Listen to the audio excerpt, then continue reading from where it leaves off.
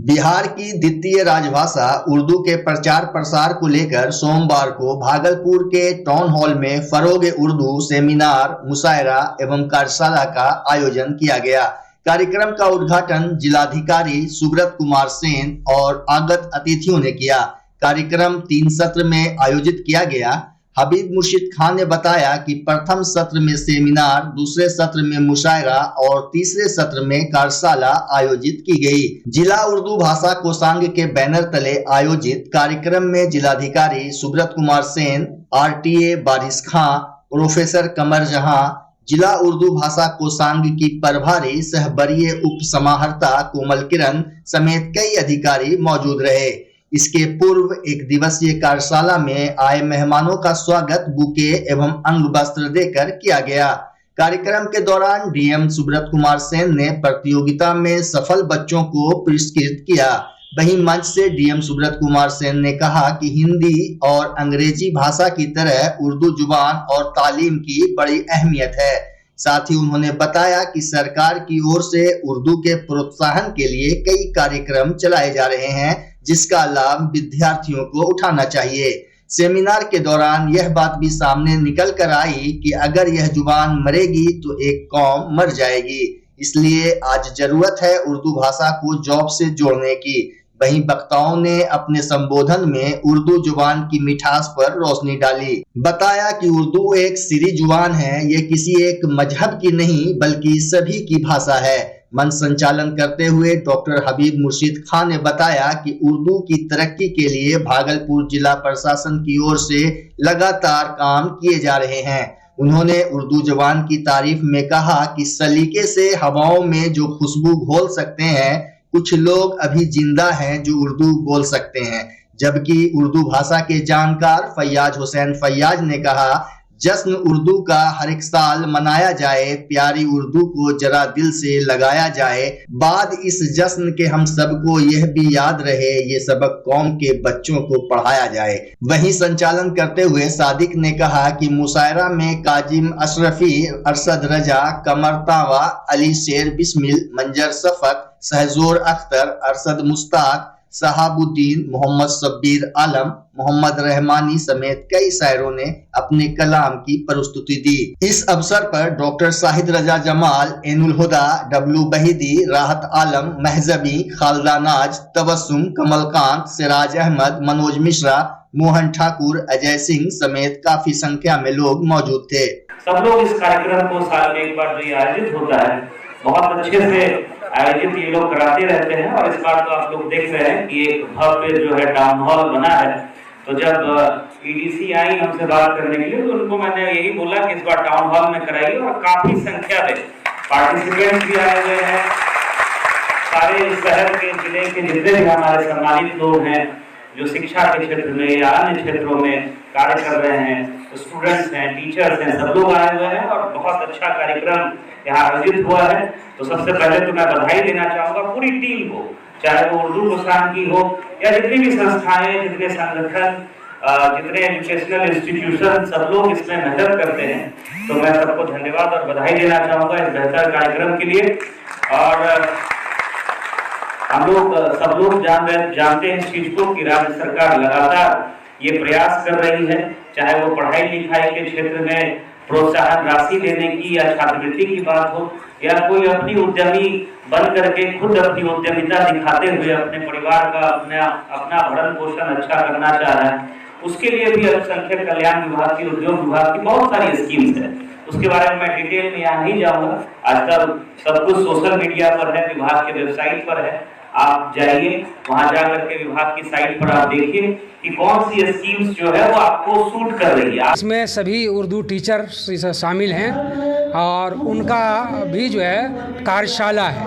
उन्हें एक पेपर जो है अलग से दिया जाएगा, जिसमें कुछ क्वेश्चनर होंगे, उनमें सवाल जवाब होंगे और अनुवाद भी उनके द्वारा किया जाएगा, ताकि उनका जो है उर्दू में, ताकि उर्दू नोविंग का, उर्दू का माने उनका क्षमता वर्धन हो सके। सेमिनार का उद्देश्य क्या है? सेमिनार का उद्देश्य है उर्दू का फ़रोग़, उर्दू की तरक्की, ताकि आवाम तक जो है ये दूसरी राजभाषा भाषा जो है ये बोली और समझी जा सके। और जो टीचर्स नीतीश कुमार जी हमारे मुख्यमंत्री जी ने ये बहाल किया है, वो जो है उर्दू दां तबकों में जो है उर्दू की पकड़ या उर्दू पढ़ने वाले लोगों की तादाद हो सके। उर्दू निदेशालय जो उर्दू डायरेक्टरेट के नाम से है, ये हर साल फ़रोग़ उर्दू सेमिनार, मुशायरा और कार्यशाला आयोजित करती है। उसके पहले बच्चों का तकरीरी मुकाबला भी हुआ करता है। एक मैगज़ीन भी निकलती है उर्दू नामा के हैसियत से। तो यहाँ जो उर्दू सेल है भागलपुर में, उसके इंचार्ज हैं मोहतरमा कोमल किरण। ये अरशद मुख्तार साहब हमारे ट्रांसलेटर हैं। मेरे बगल में सीनियर ट्रांसलेटर शब्बीर अहमद साहब हैं। सबकी कोशिश से ये फ़रोग़ उर्दू सेमिनार हो रहा है। इसमें तमाम उर्दू के स्कूल के और मदरसा के उर्दू टीचर्स को यहाँ बुलाया जाता है और उसके साथ साथ शहर के कुछ सम्मानित लोग भी यहाँ आते हैं। यहाँ अपने अपने विचार व्यक्त करते हैं, लोग लेख पढ़ते हैं, बातें करते हैं और फिर आखिर में मुशायरा होता है। मुशायरे के बाद तमाम मुलाज़मीन का एक कार्यशाला होगा अमल उर्दू टीचर्स का। उनको एक पेपर दिए जाएंगे, कुछ उन पर सवालात होंगे मामूली किस्म के, उनके डिटेल्स होंगे, वो भरेंगे, वही उनकी हाज़िरी होगी। ये आज का ये प्रोग्राम है। माँ मेरा क्या कसूर था जो तुमने दुनिया देखने से पहले ही मुझे मौत के आगोश में सुला दिया।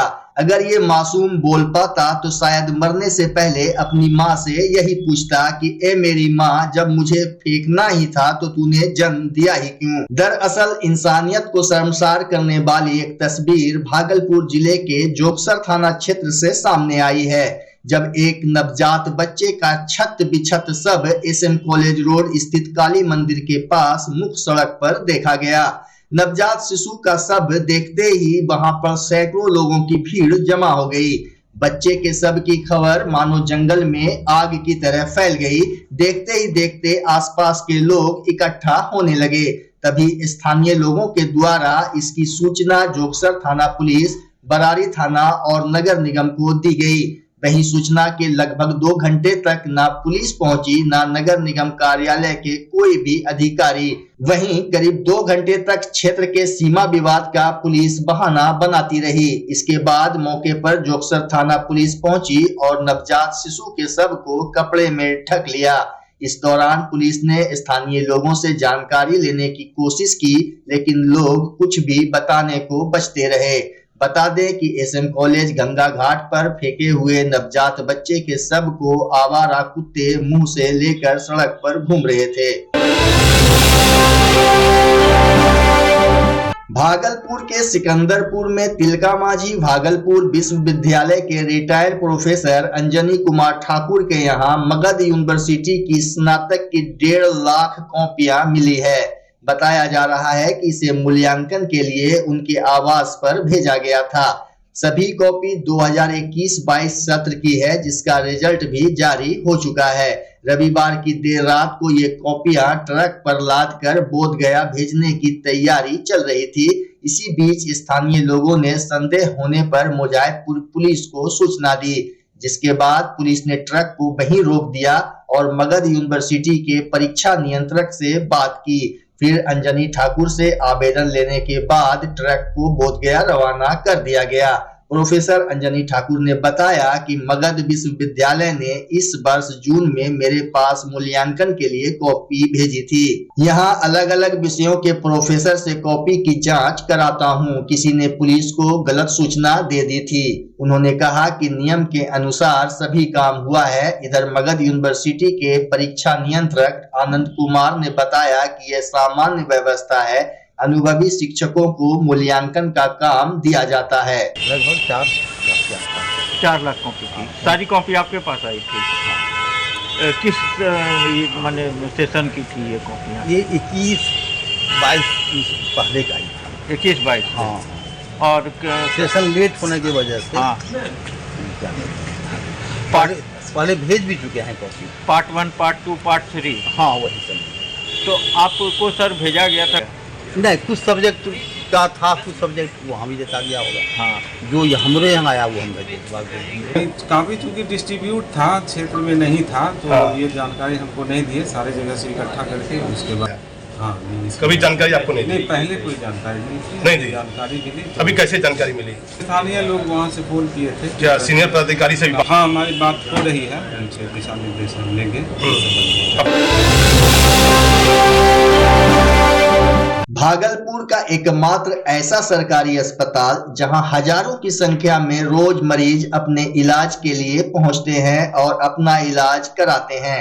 हम बात कर रहे हैं भागलपुर के जवाहरलाल नेहरू चिकित्सा महाविद्यालय अस्पताल मायागंज की। आए दिन यहां के अस्पताल की चरमराई स्थिति को लेकर मरीज के परिजनों द्वारा प्रदर्शन का मामला सामने आता रहता है।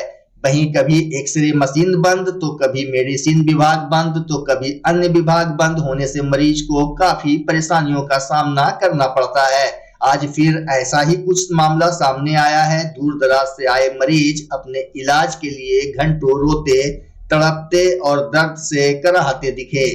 वहीं रजिस्ट्रेशन काउंटर सुबह 10 बजे से दिन के 1 बजे तक बंद था। अस्पताल के अधिकारियों से जब बात की गई तो उनका साफ तौर पर कहना था कि अभी लिंक फेल है, कुछ नहीं हो सकता। जबकि डॉक्टर से मरीज मिलने जाते हैं तो उनका कहना होता है कि पहले रजिस्ट्रेशन पेपर लेकर आइए तभी आपका इलाज होगा।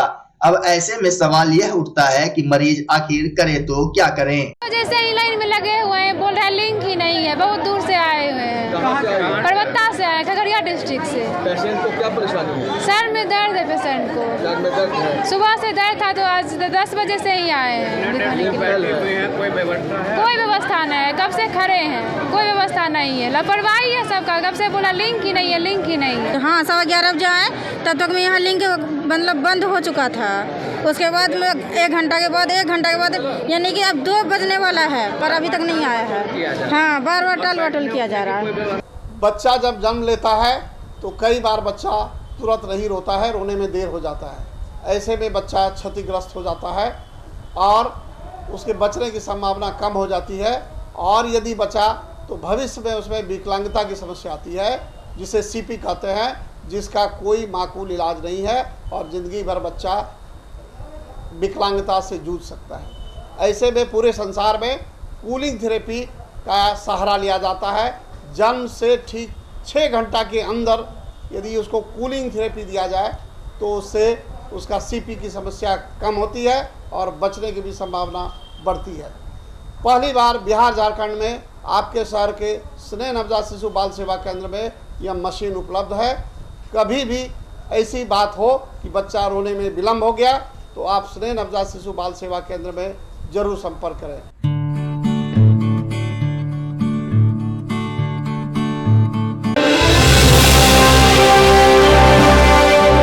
शिक्षा विभाग के लाख सख्ती के बावजूद भी अधिकारी और शिक्षक अपनी हरकतों से बाज नहीं आ रहे हैं। मामला भागलपुर के सनहौला थाना क्षेत्र के मध्य विद्यालय तिलवाड़ा का है, जहां स्कूल में प्रखंड शिक्षा पदाधिकारी आजेश्वर पांडे का नव नियुक्त शिक्षकों के साथ मटन पार्टी करते हुए वीडियो वायरल हो गया।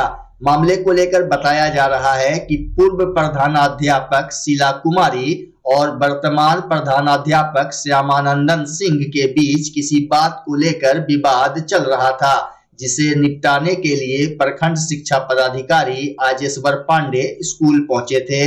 लेकिन प्रखंड शिक्षा पदाधिकारी नवनियुक्त शिक्षकों के साथ स्कूल में ही मटन पार्टी करने में व्यस्त हो गए, जिसका वीडियो किसी ने बनाकर सोशल मीडिया पर डाल दिया। हालांकि इस पूरे मामले पर भागलपुर के जिला शिक्षा पदाधिकारी संजय कुमार ने संज्ञान लेते हुए कार्रवाई की बात कही है। ये नहीं खा रहे, नए शिक्षक जो आए हैं ना, वो लोग आपस में नया यहाँ ज्वाइन किए हैं, उस एथी में आपस में वो लोग अपना बनाकर खा रहे हैं। जी मतलब प्रावधान है कहीं से? क्या प्रावधान है? क्या अपना पर्सनल कर सकता है, उसमें कोई प्रावधान की बात है। स्कूल का चीज नहीं खाना चाहिए, स्कूल का चीज नहीं खाना, लेकिन स्कूल में ही चल रहा है भोजन। कहाँ तक अपने स्तर से कार्रवाई हो सकती है? दूसरे जगह के लोग हैं, अगर उन लोगों की इच्छा हुई कुछ ना, गाँव का स्कूल में पहले बात सुनिए, टिफिन में नाश्ता पानी लोग मंगा कर खाता है, कुछ बनवा कर, और स्कूल में भी अलग उसकी इच्छा हुई तो अपने पैसे से खाएगा।